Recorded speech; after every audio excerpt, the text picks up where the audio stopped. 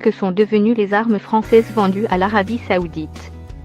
D'après une enquête publiée lundi 15 avril par le collectif de journalistes français Disclose, en partenariat avec d'autres médias, elles sont massivement utilisées dans la guerre au Yémen, et notamment contre des civils.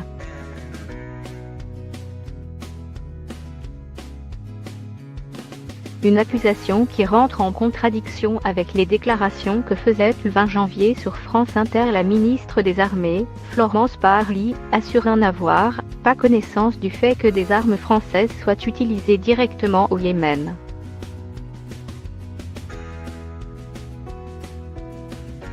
Pourtant, d'après la note confidentielle défense de la direction du renseignement militaire, des armes françaises sont bien utilisées de façon offensive sur le terrain de guerre yéménite et la ministre avait reçu ce document.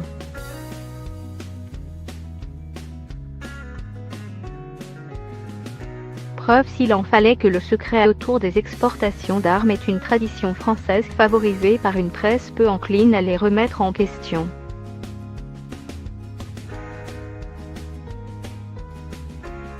Il y avait un désintérêt manifeste des Français et des médias sur cette question.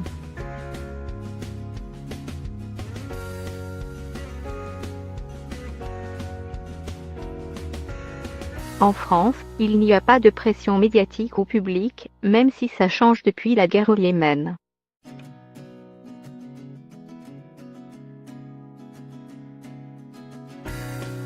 La couverture médiatique a longtemps consisté à se féliciter de la signature des contrats, souligne Lucie Béraud-Sudreau, chercheuse en économie de la défense à l'Institut international des études stratégiques ISS.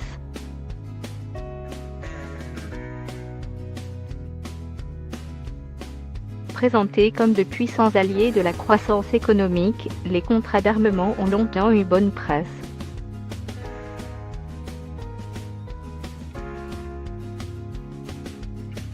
Alors, il y avait un désintérêt manifeste des Français et des médias sur cette question, estime Émeric Eljuin, responsable de la campagne « Armes v Impunité » d'Amnesty International.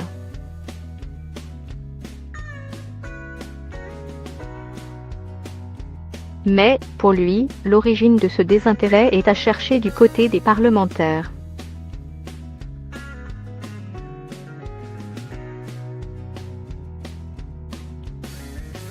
Le Parlement impuissant face aux ventes d'armes.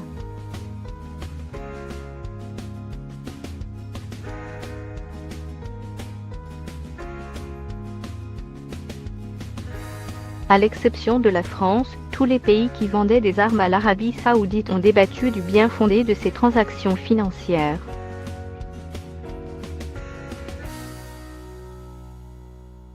L'Espagne, l'Allemagne ou encore le Danemark ont accueilli des débats houleux sur cette question.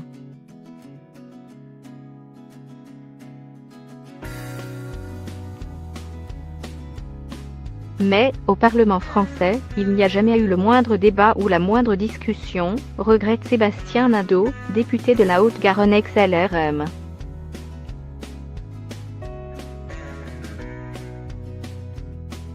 Depuis plus d'un an, ce député, considéré comme le premier « frondeur » de la République en marche, alerte sur les ventes d'armes à l'Arabie Saoudite.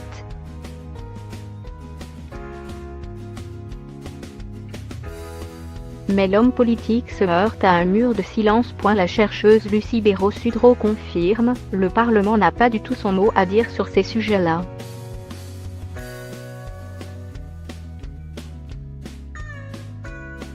La transparence sur ce sujet est quasi inexistante dans notre pays.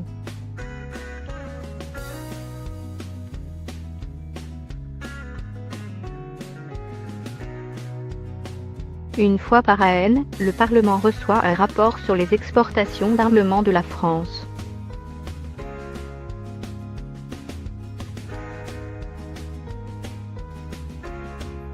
Ce dernier recense les contrats passés, le montant des transactions par pays ou les licences délivrées.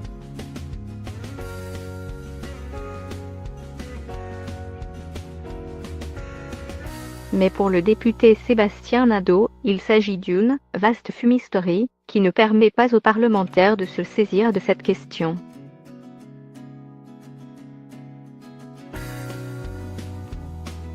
Cette opacité est aussi critiquée par Aymeric Caillouin d'Amnesty International.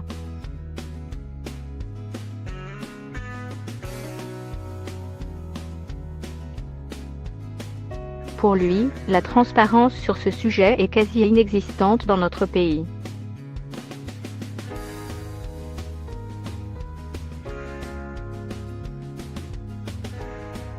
Par ailleurs, l'organisme qui s'occupe de la délivrance des licences d'export d'armes, la Commission interministérielle pour l'étude des exportations de matériel de guerre CIMG, ne communique pas sur ces méthodes.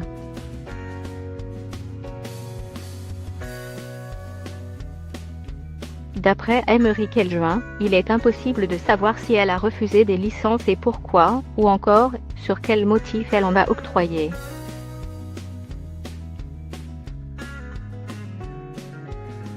Une exception française.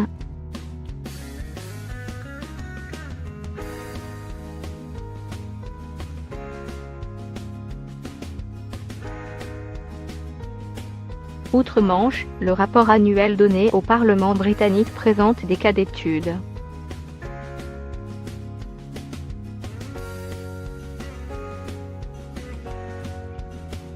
Ils permettent aux parlementaires de comprendre les rouages des autorisations de licence d'export d'armes.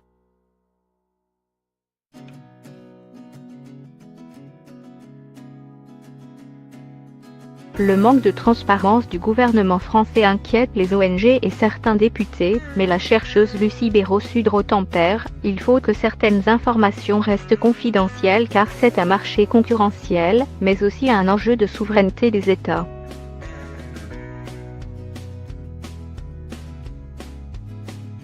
Il est normal qu'ils ne souhaitent pas dévoiler leurs forces militaires ou exposer sur la place publique les pays à qui ils ont refusé des licences pour éviter des crises diplomatiques.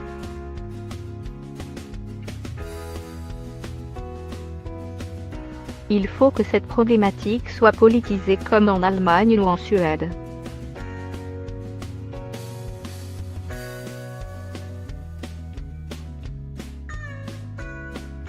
Elle évoque cependant le système suédois où une commission parlementaire intervient quand l'exportation pose question.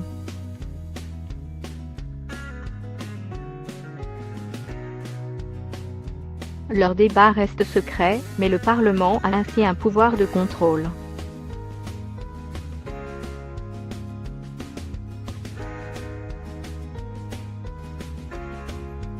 La situation en France est révélatrice d'un grand déséquilibre entre le législatif et l'exécutif.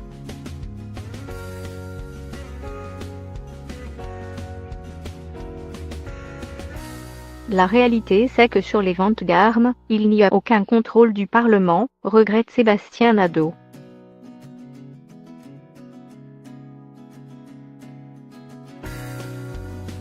Pour Lucie Béraud-Sudreau, si l'intérêt médiatique pour les exportations d'armes perdure, les choses évolueront en France.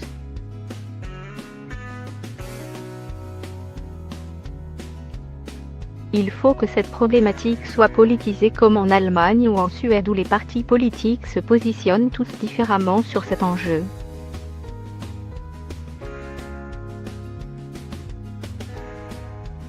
Si ça devient un enjeu politique, l'exécutif ne prendra plus ses décisions seul, explique-t-elle.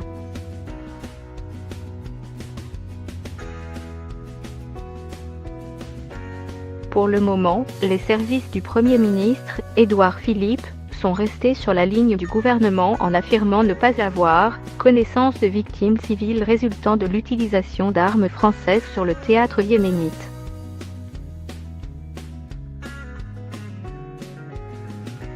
Mais d'après le récent sondage de YouGov commandé par l'association Sumofu, les Français attendent un changement de méthode. 72% des personnes interviewées estiment qu'il faut renforcer le rôle du Parlement dans le contrôle des ventes d'armes en France.